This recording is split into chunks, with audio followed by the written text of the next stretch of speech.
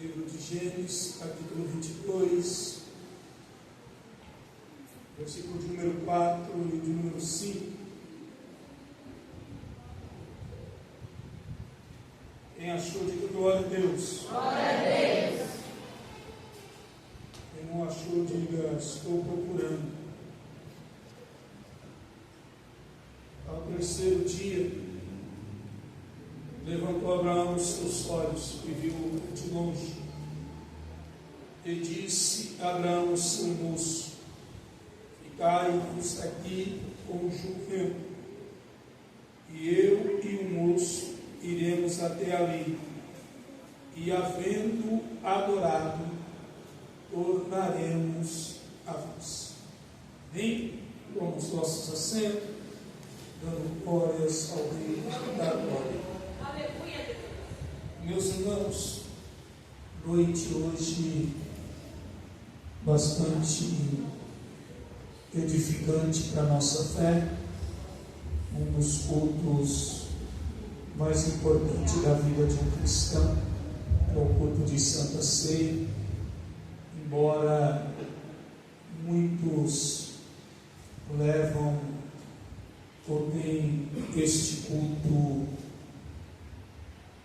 de uma forma relaxadamente, pois não dá a ele a devida importância que deveria, porque além de ser um culto que a gente traz na memória o que Cristo fez por nós, é um culto que a gente, como corpo, temos comunhão uns com os outros, mas também olhamos para o futuro e esperamos em breve estar com Cristo, participando com Ele lá na ceia na eternidade. Então, é um culto mais importante da vida de um cristão. É o culto da ceia. O segundo culto é o culto de ensinamento da palavra do Senhor. Não que os demais não tenham a mesma importância, porque quando a gente vem para o culto de ensinamento e a gente aprendemos, não é que a gente não pode errar, é que a gente erra menos, porque quem tem mais conhecimento faz menos besteira. Então, o culto de ensinamento é o segundo culto mais importante, é onde nós crescemos na graça e no conhecimento. Vamos errar? Vamos, mas vamos errar muito menos de quem não participa, porque passamos a conhecer. Quando nós lemos para esse texto, para essa história, se a gente avaliar a vida de Abraão, se a gente voltar um pouco atrás, nós vamos ver que não é a primeira vez que Abraão está sendo provado. Abraão, ele enfrentou algumas provações no decorrer da sua fé, da sua caminhada. Ele foi testado por Deus algumas vezes. Algumas delas ele teve êxito, outras ele foi reprovado. Quando a gente olha a Bíblia dizendo, Deus falando com Abraão, dentro da casa de seu pai, dentro de um lugar onde fabricava ídolos, uma voz o chamando e dizendo: sai do meio da tua terra e da tua parentela, para uma terra que eu vou te mostrar. É Deus provando Abraão. Como eu vou seguir, como eu vou caminhar, como eu vou chegar num lugar sem um endereço, como acreditar numa voz desconhecida. Mas Abraão obedece, e Abraão é aprovado, Deus o prova, e Abraão é aprovado.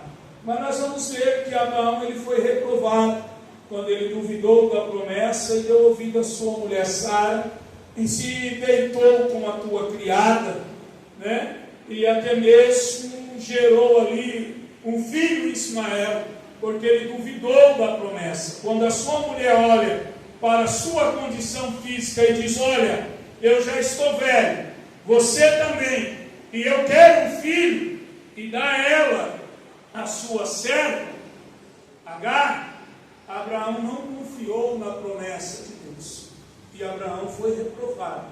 Mas de todas as provas que Abraão enfrentou, e tem várias delas, Abraão foi aprovado quando deixou Ló escolher o melhor destino, a melhor campina, e Abraão confiou no Deus que chamou, fazia ele prosperar em qualquer lugar.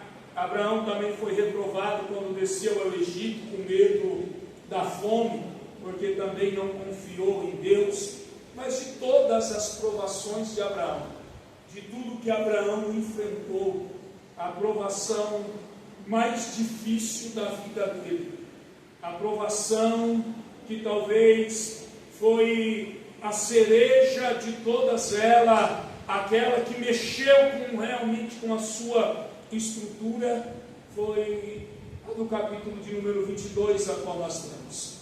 Porque agora parece que a promessa de Deus vai entrar em contradição à sua própria Escritura. Porque se você observar o texto, preste bem atenção.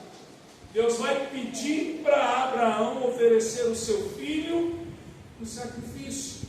E era uma coisa que Deus condenava, era holocausto com sacrifício humano. Então o que Deus está pedindo para Abraão, parece que está entrando em contradição com aquilo mesmo que Deus fez. Olha que situação difícil. Como acreditar que é Deus que está me pedindo algo que Deus reprova das nações pagãs? Como oferecer o meu filho a Deus se Deus não recebe esse tipo de oferta, esse tipo de adoração? É a prova mais difícil. Segundo ponto, é a prova mais difícil, porque Deus disse para Abraão que através do filho que Deus lhe deu, uma grande nação surgiria.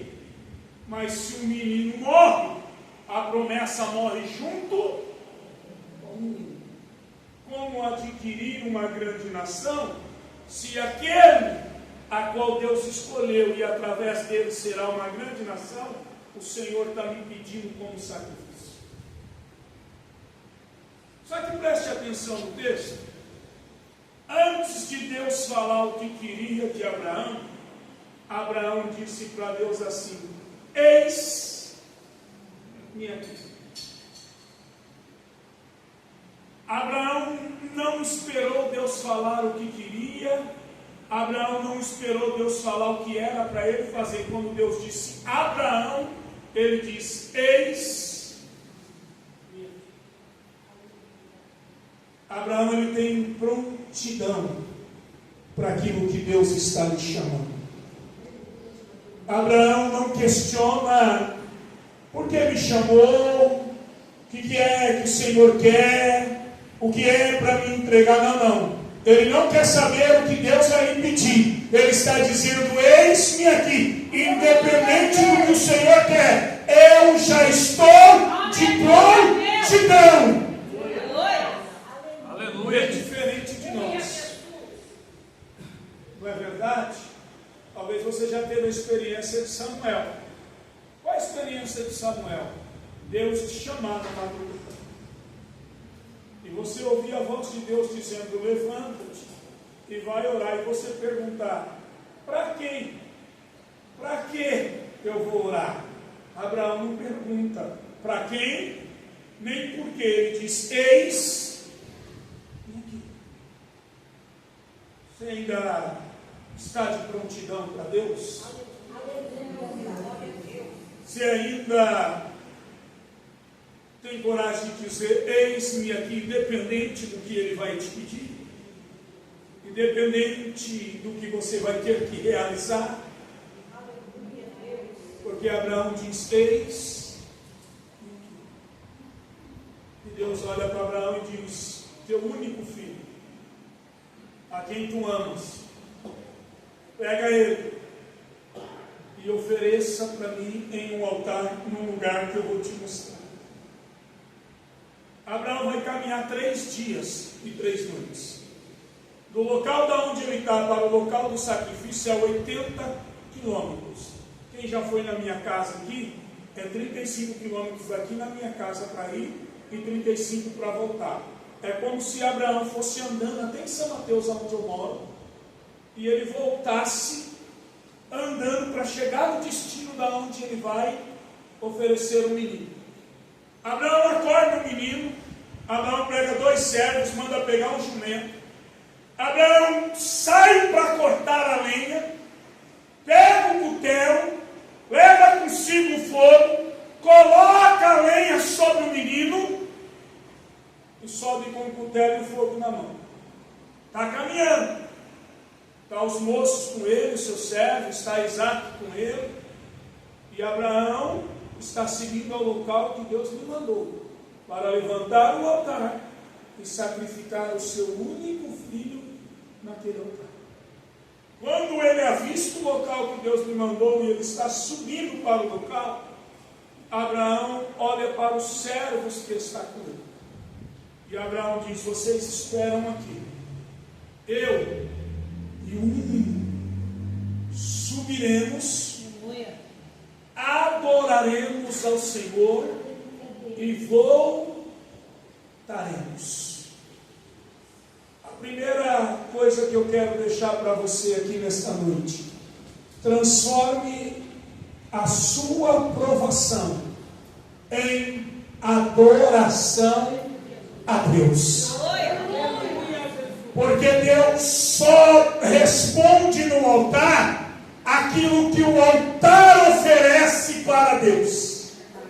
Só pode ter resposta no altar aquilo que é colocado no altar em oferecimento a esse Deus. Então Abraão está dizendo para os servos: eu não estou subindo para chorar, eu não estou subindo para lamentar, eu não estou subindo para sacrificar no meu altar, eu estou indo adorar ao nosso Deus.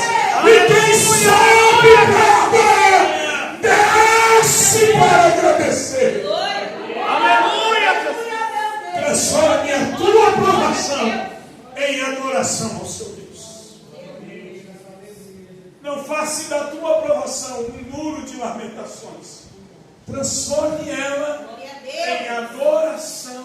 Aleluia, glória a Deus. A Bíblia vai dizer que uma mulher pagã, ela vai sair ao encontro de Jesus. Ela não faz parte do povo escolhido. Só que ela tem um problema sério dentro de casa. Ela tem uma filha que está possuída por um espírito maligno. E ela percebe que o comportamento da criança é algo que não está normal, que aquela criança estava debaixo de uma possessão, ela está sendo influenciada. A mãe percebe. E ela ouve falar a respeito de Jesus. Ela tem uma grande provação dentro de casa. Ela tem um problema sério dentro de casa. O medicamento não acalma a criança. A consulta com o psicólogo não está resolvendo. Passar com o médico não está resolvendo. Ela vai ter com Jesus. Só que ela não é cristã, ela não tem a mesma fé. Mas ela vai ao encontro de Jesus. E quando ela vê Jesus, o texto diz que ela se prostra e ela primeiro adora a Jesus. Ela não é uma cristã. Ela não é alguém que compartilha a mesma fé. Mas no momento da sua aprovação, ela se prostra e ela adora a Jesus. O problema está dentro de casa. A filha está sendo possuída, mas ela vai até Jesus e se prostra e adora, porque ela sabe que se ela transformar a sua provação em adoração, ela sabe que se ela deixar aos pés de Jesus, aleluias, a sua oferta, o seu culto e adoração a Deus, ela sabe que ela terá a resposta, ela terá o conforto, o consolo, a orientação que ela precisa. Então ela chega e se prostra e adora ao Senhor. Aleluia, Jesus. E quando ela se prostra e adora o Senhor, Jesus vai olhar para ela e vai dizer: olha, não é lícito pegar o pão da mesa dos senhores e dar aos cachorrinhos. Jesus está querendo dizer para ela assim: você não faz parte. Eu não posso pegar o pão que é dado aos meus filhos e dar a você. Aquela mulher não se ira, aquela mulher não se sente ofendida, mas aquela mulher continua adorando e ela vai se humilhando cada vez mais. Ela olha e diz: meu Senhor, quando os senhores sentam na mesa para comer, as migalhas que caem da mesa dele, os cachorrinhos também comem. Ela está querendo dizer: não precisa me dar o pão, eu não mereço o pão. Ela está querendo dizer mais ou menos assim: a sua graça, eu não mereço o pão, mas faz comigo como os senhores fazem com os cachorrinhos, e dá apenas as migalhas. E Jesus olha para aquela mulher e diz: volte para a tua casa, porque a sua filha está liberta. Quando você aprender a transformar a sua aprovação em adoração, quando você aprender a entender que a sua aprovação você precisa transformar em adoração. Abraão sabia o que ele estava subindo para fazer. A sua lógica, aleluia, o cutelo, o fogo, eu tenho que matar, eu tenho que sacrificar. Essa era a lógica. Mas a fé de Abraão sabia que se ele adorasse a Deus, Deus se revelaria e mudaria a situação de Abraão. Aleluia, Jesus. Transforme a tua aprovação em adoração a Deus. Prepara o altar. O menino sabe ver o pai sacrificar e adorar. O menino olha e diz: pai, amanhã nós trouxemos o cutelo, trouxemos o fogo, mas está faltando a oferta. Não trouxemos a oferta. Talvez foi a pergunta mais difícil no momento da vida de Abraão. Abraão olha para o menino e diz: Deus proverá o cordeiro.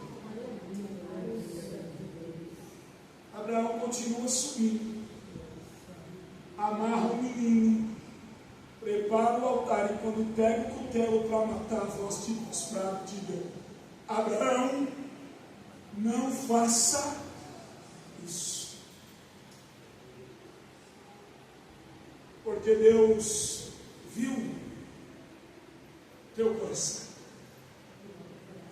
Quando Abraão olha no monte, tem um cordeiro pronto, com chifres enroscado, pronto para ser sacrificado. Quando você aprender a transformar a sua aprovação em adoração, você vai começar a viver da provisão do Senhor no meio dessa situação. A gente já vai para a mesa da ceia, eu não vou me estender. Mas tem um texto que eu quero finalizar aqui. E ele é bastante interessante de se pensar. Quem é que prega, quem é que louva, quem é que sai para atender algum convite, não desmerecendo alguns lugares que a gente vai e dando mais crédito a outros lugares. Mas tem lugar que a gente vai que a gente não fica tão preocupado, ansioso, porque é um lugar que talvez seja da nossa medida, do nosso tamanho, é um lugar que está dentro do nosso padrão frequentar.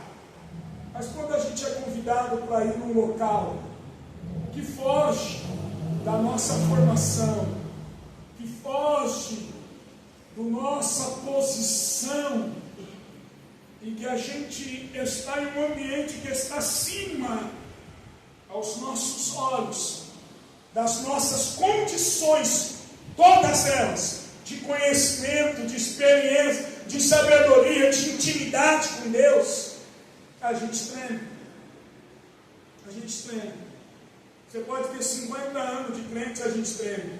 Eu fui convidado uma vez a pregar numa cidade do interior, e foi eu e a pastora estava grávida, eu estava com o meu carro quebrado, meu cunhado foi me levar, e quando eu cheguei na bela igreja que me convidou, e eu encostei e deixava a vaga na frente da igreja para estacionar o carro do pregador que vinha de São Paulo, e quando a gente encostou o carro, o cooperador que estava na porta foi até a porta do meu carro e disse assim: boa noite, a paz do Senhor. Meu cunhado respondeu, e ele disse: porventura o evangelista Júnior é o pregador que chegou?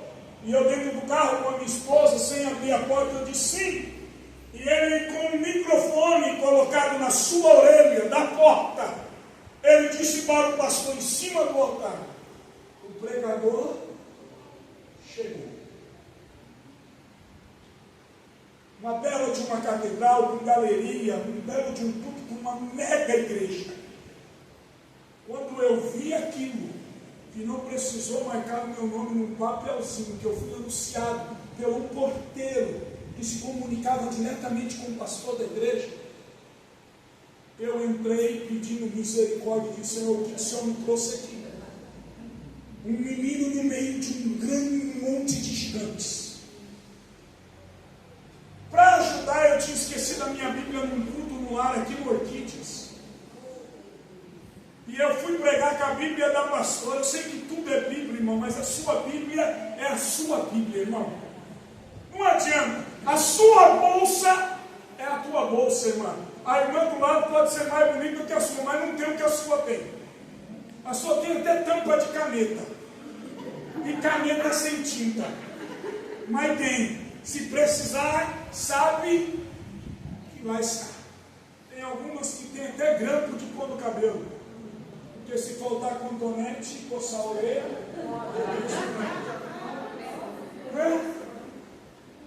mas é a sua bolsa, é a nossa Bíblia. E eu falei: e agora? Jesus tem um tema, eu estudei, mas o Senhor está me dando um monte de versículo, e eu quero conferir na Bíblia da pastora, não consegui achar. Não. Mas eu subi para o altar. Eu tinha que pregar, eu fui convidado para isso. A minha esposa arrumaram um lugar para ela na nave da igreja que eu nem enxergava. A igreja lotada, galeria lotada, era congresso de varões, cheio de homens, cheio do poder de Deus. E quando eu sentei no altar, eu percebi que o único menino era eu, porque o púlpito era composto acima de 60 anos para lá. E cada um menos que tinha um anel de teologia, tinha um no dedo. Todos teólogos, todos mestres, todos ensinadores. E quando viram um menino em cima do altar, eu vi quando um cutucava o outro e dizia: é isso aí que vai pregar? É esse que vai ministrar? Com todo respeito, irmão, tinha uma mesa pronta e posta após o culto para servir todos eles. Mas o teste se haveria uma cadeira para o pregador e para a sua esposa grávida, e para quem o acompanhava, era se ele sairia bem na pregação, porque não tinha cadeira para nós na mesa para comer com eles. A igreja tinha um salão de festa em cima.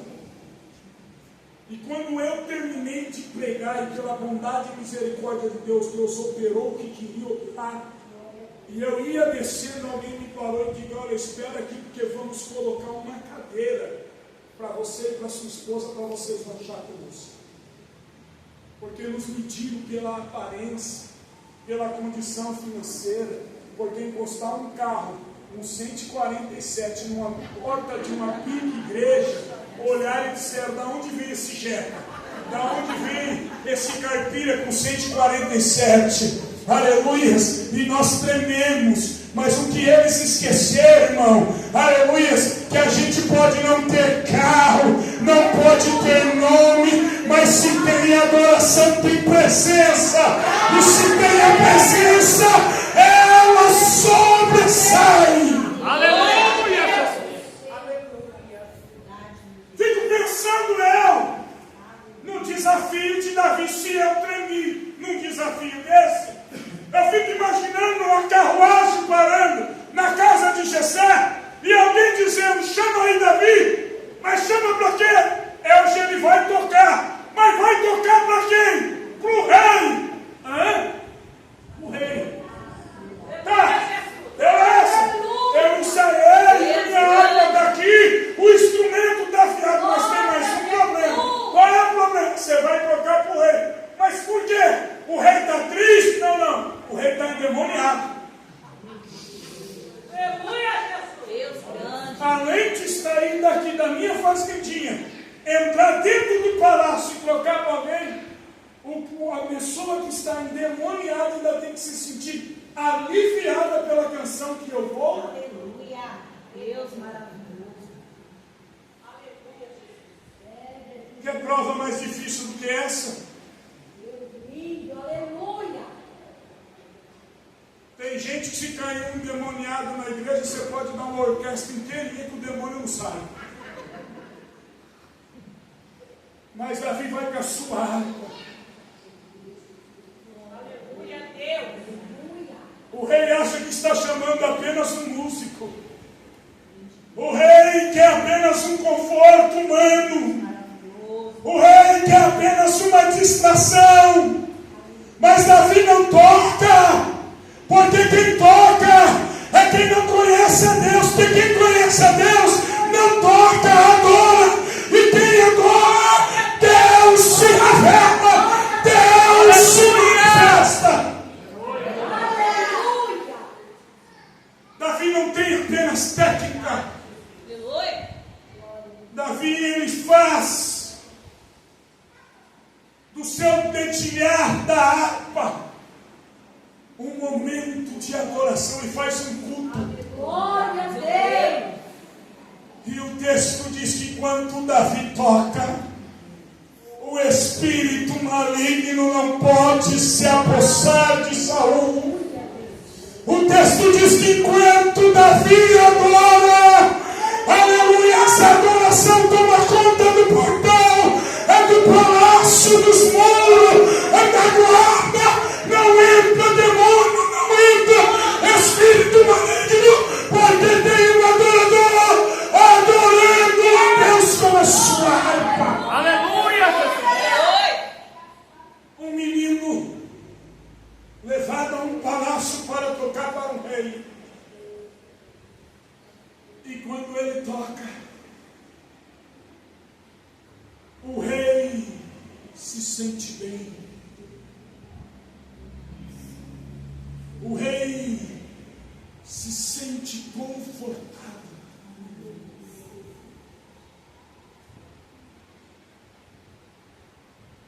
Não se preocupe com os desafios da vida, mas enfrente eles adorando ao Senhor. Aleluia, Jesus.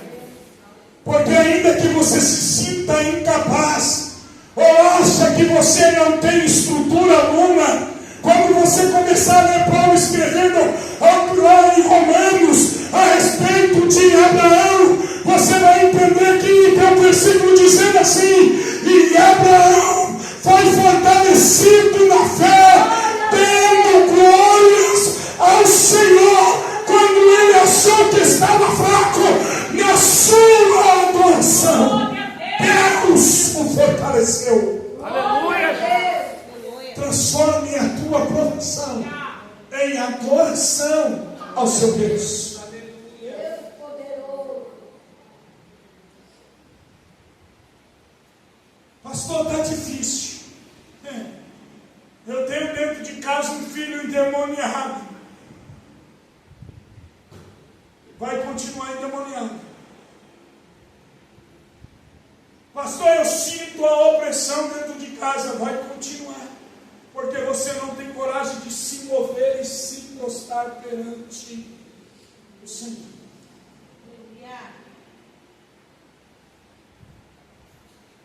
E olha como isso é sério. Porque nas condições que a menina está, ela poderia dizer assim: eu não posso ir ao encontro de Jesus, porque não posso deixar ela sozinha. Trazendo para os nossos dias a desculpa que muitos dão. Não posso ir porque não tem quem fica com meu filho. Não posso ir porque não tem quem fica com a minha filha. Não posso ir porque ela não dormiu. Não posso ir porque ela não comeu. Não posso ir porque é escola. Não posso ir por causa disso. Eu não posso ir por causa daquilo. Mas eu prefiro deixar ela endemoniada e ficar ao lado dela do que buscar a libertação dela. E ela vai se prostrar. E a adoração dela traz a libertação para a casa dela.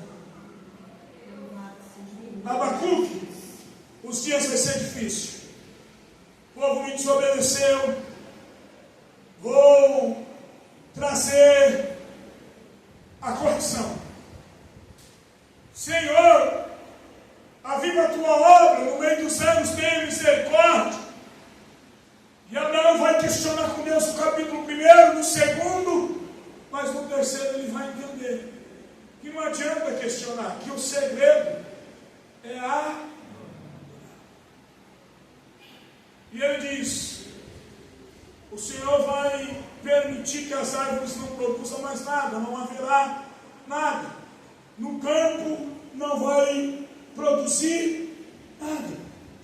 O rebanho não vai produzir nada. Mas ele olha e diz: tem uma coisa, Senhor.